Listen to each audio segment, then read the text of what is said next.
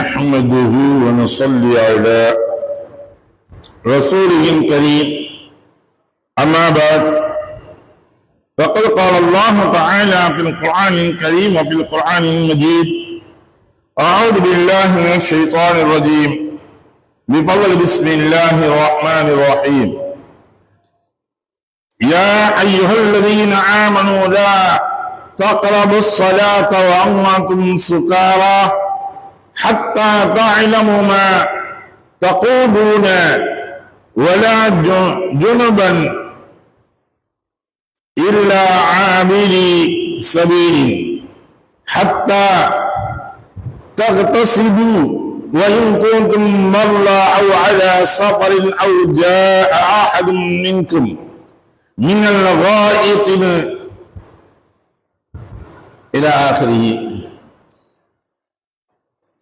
صدق الله العظيم. அன்னைக்குரிய சகோதரர்களே பெரியவர்களே, இன்று நாம் பார்க்கக்கூடிய பாடம் குளித்தலுடைய பாடத்தை பற்றி தான் இருக்கின்றது. குளிப்பு என்பது 4 விதமான குளிப்புகள் என்பது இருக்குது. 1 முஸ்தஹபான குளிப்பு, 2 சுன்னத்தான குளிப்பு, 3 ஃபர்லான குளிப்பு. இந்த 3 வகையான குளிப்புகள் இருக்கின்றது. ஃபர்லான குளிப்புகள் என்று பார்க்கக்கூடிய சமயங்களில் கண்டிப்பாக குளித்தே தீர வேண்டும். அதை செய்யாமல் இருந்தால், குளிக்காமல் இருந்தால் அவன் முழுவதுமாக அசுத்தப்பட்டவனாக தான் இருக்கின்றான் என்பது. அதனால் குளித்தே தீர வேண்டும் என்பதை பற்றி சொல்கின்றோம். அடுத்து சுன்னத்தான குளிப்பு என்று பார்க்கக்கூடிய சமயங்களில் ஜும்மாவுடைய தினம் குளிக்கக்கூடிய குளிப்பு சுன்னத்தான குளிப்பு, பெருநாட்களுக்காக வேண்டி குளிக்கக்கூடியது, இதெல்லாம் சுன்னத்தான குளிப்புகளில் வரக்கூடியது. முஸ்தஹபான விரும்பத்தக்க குளிப்புகள் என்று சொல்லக்கூடிய சமயங்களில் தினமும் இவன் குளிக்கக்கூடிய ஒரு மனிதன் குளிக்கின்றான், தினமும் சுத்தமாக இருந்து கொண்டே இருக்கின்றான் அல்லவா, இது முஸ்தஹபான ஒரு குளிப்பாக இருக்கின்றது, விரும்பத்தக்கதாக இருக்கின்றது. அல்லாஹ்வுக்காக சொல்லும் பொழுது சொல்லி காட்டுகின்றான். இந்த குளிப்பை பற்றி சொல்லும் பொழுது முதன்மையாக அல்லாஹ் குறிப்பிடுகின்றான். யா அய்யுஹல்லதீன ஆமனூ, ஈமான் கொண்ட விசுவாசிகளே, லா தக்ரபுஸ் ஸலாத்த, நீங்கள் தொழுகையின் பக்கம் நெருங்காதீர்கள். எப்ப? வஅன்தும் சுகாரா, போதையாக இருக்கக்கூடிய சூழ்நிலைகளில் நீங்கள் தொழுகையின் பக்கம் நெருங்காதீர்கள். ஹத்தா, எதுவரை? தஅலமூ மா,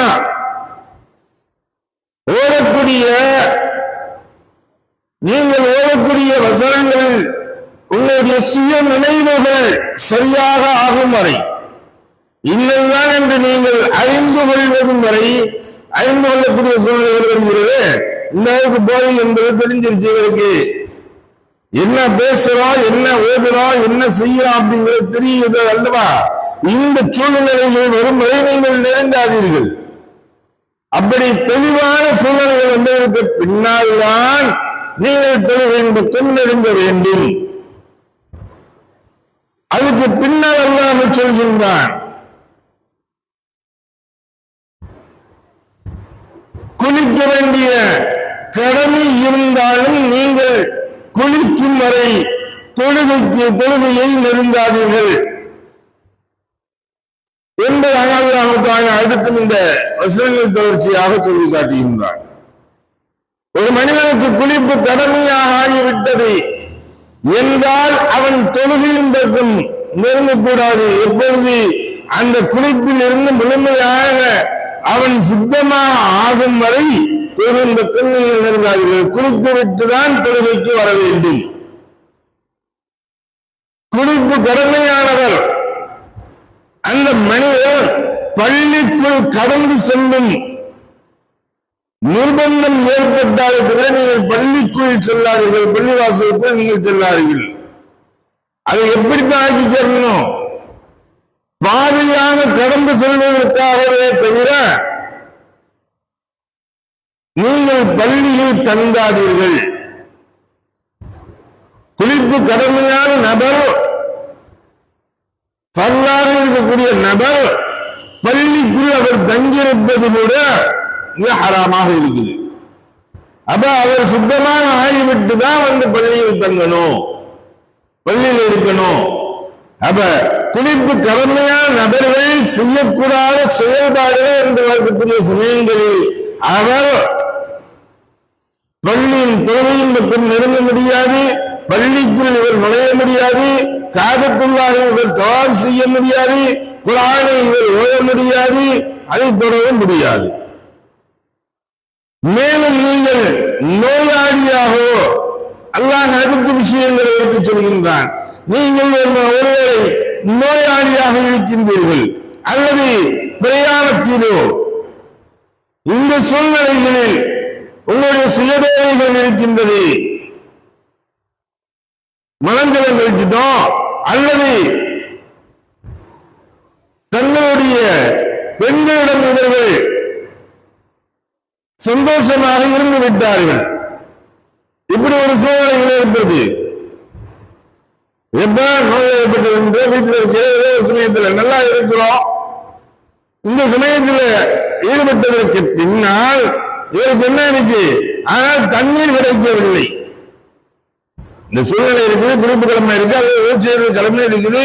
இந்த சமயங்களில் இவருக்கு தண்ணீரை பெறாவிட்டால், தண்ணீரை இவர் அடைந்து கொள்ளாவிட்டால், சுத்தமான மண்ணை கொண்டு உங்களுடைய முகங்களையும் உங்களுடைய கைகளையும் தடவி தயமம் செய்து தொழுது கொள்ளுங்கள்.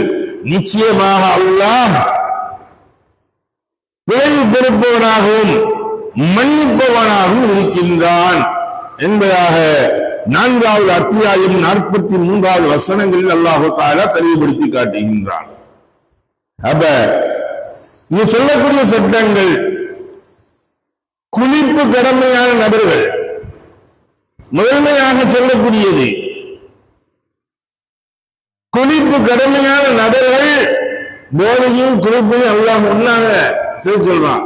அப்ப போதை ஏற்பட்டு விட்டாலே நமக்கு குளிப்பு கடமை போலதான். ஏன்னா தன்னிலை மறந்தவனாக இவன் ஆகிவிடுகின்றான். அப்ப இந்த சமயத்துல இந்த குளிப்பு கடமையாக இருக்கக்கூடிய சமயங்கள்ல செய்யக்கூடாத காரியங்கள், இவன் பள்ளிவாசல் பக்கம் வரக்கூடாது, இவன் தொழுகையின் பக்கம் அவன் நெருங்க முடியாது, அவன் குர்ஆனை தொழுவதை ஓதுவது என்பது கூடாது. ஏன் அப்படின்னா அல்லாஹ் சொல்லும் பொழுது வேற ஒரு இடத்துல சொல்லும் போது, சூரத்துல் வாக்கியால சொல்லும் போது சொல்லுகிறான், லா யமஸ்ஸுஹு இல்லல் முத்தஹ்ஹரூன். குர்ஆனை சொல்லும் பொழுது லா யமஸ்ஸுஹு இல்லல் முத்தஹ்ஹரூன், நீங்கள் சுத்தமாகிய தவிர குர்ஆன் என்ன செய்யாதீங்க, தொடாதீர்கள்.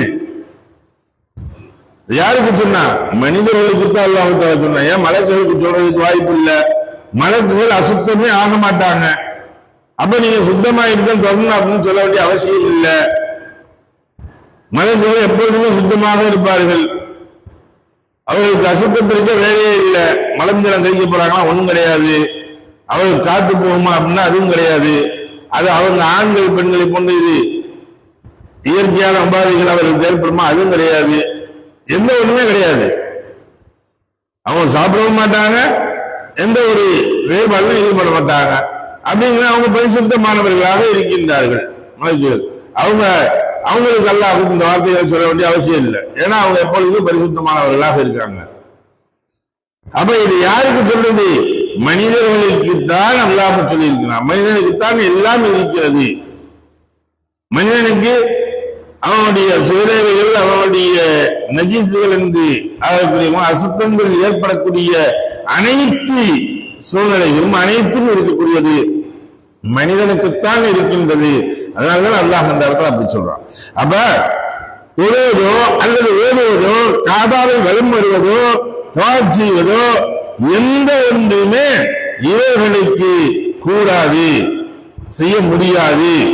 அப்ப அவங்க சுத்தமாக ஆகிட்டு குளித்து விட்டு இவர்கள் தொழுவதோ அல்லது தவாபு செய்வதோ ஓதுவதோ கூடும். இப்ப ஒண்ணு நம்ம நினைக்கலாம், ஒரு சட்டையில் நம்ம விளங்க வேண்டியது, ஒரு மனிதன் குளிப்பு கடமையாக இருக்குது. இப்ப சகருடைய நேரம் வந்துருச்சு, சகருடைய நேரம் முடிய போகுது. இப்ப நான் சகர் செய்வதா, குளிச்சுட்டு சகர் செய்யணுமா, குளிக்காம சகர் செஞ்சா நோம்பு கூடுமானா அது ஒன்றும் பிரச்சனை இல்லை. இவன் சகருடைய நேரம் முடிய போகுது, எந்திரிச்சிருக்கான், குளிப்பு கடமையாக ஆயிருக்கு அப்படின்னா இவன் சகர் செய்து கொள்ளலாம், சகர் செஞ்சுட்டு ரெண்டாவது குளிச்சுக்கலாம். அதனால நோன்புக்கு எந்த ஒரு பாதிப்பு ஏற்படாது. நோன்பு வைத்துக் கொண்டு இவன் தானாக குடும்ப கடமையாகக்கூடிய சூழ்நிலைகள் ஏற்படுத்தினால் அப்ப நோன்பு புரிஞ்சிடும். தானாக இயற்கையாக வந்தால் நோன்பு முடியாது. இவன் செயற்கையாக இவன் இன்பத்தை கழித்தால், சுயன்பத்தை இவன் ஈடுபட்டால் நோன்பு என்பது முடிந்துவிடும். அப்ப நோன்புக்கும் இதுக்கும் தடை செய்யாது. குளிப்பு கடமையானது சமயத்துல சகர் செஞ்சோம்னா நோன்பு அந்த இடத்துல எந்த ஒரு தங்குதலையும் ஏற்படாது என்பதையும் நம்ம விளங்க வேண்டும். பாக்கி உள்ளவர்களெல்லாம் இது கட்டாய கடமையாக இருக்கிறது என்பது இந்த ஹதீஸின் வாயிலாக, இந்த குர்ஆன் வசனங்களின் வாயிலாக நாம் விளங்கிக் கொள்ள முடிகின்றது. எதை படித்தோமோ எதை கேட்டோமோ அதை விளங்கி வரக்கூடிய நன்மக்களாக உள்ளவங்களாக மாய்க்காக வாஹர்தாவுடன் அல்ஹம்துலில்லாஹி ரப்பில் ஆலமீன். சுப்ஹானல்லாஹி வபிஹம்திஹி சுப்ஹானக்கல்லாஹும்ம வபிஹம்திக வநஷ்ஹது அல்லா இலாஹா இல்லா அன்த வனஸ்தக்ஃபிருக வனதூபு இலைக். ஆமீன். சுப்ஹான ரப்பிக ரப்பில் இஸ்ஸத்தி அம்மா யசிஃபூன் வஸ்ஸலாமு அலல் முர்ஸலீன் வல்ஹம்துலில்லாஹி ரப்பில் ஆலமீன்.